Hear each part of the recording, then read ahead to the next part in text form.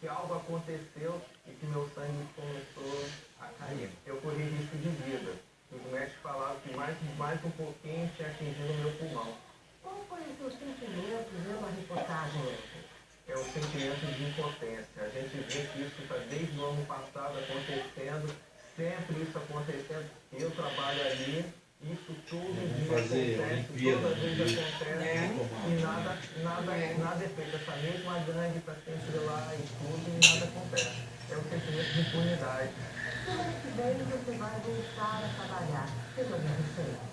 Vou voltar muito inseguro para o meu trabalho, mudou exatamente da preguiça, as coisas que estavam acontecendo, e eu ter sido uma vítima séria, de ter levado 3 facadas, Que coisa terrível! 7 de setembro, e a Assembleia na Rio Branco ali. Então, eu espero que a polícia, que o poder público, tome atitude. Daqui a pouco ninguém vai conseguir mais sair da rua. A polícia militar de Pará procura 6 reféns que fugiram à noite de sexta-feira na região metropolitana de Belém. A polícia Ontem hoje eu já vi 3. Viatura para no meio da rua, cada um geral. Qualquer molecadinho. no início da noite de ontem. Segundo a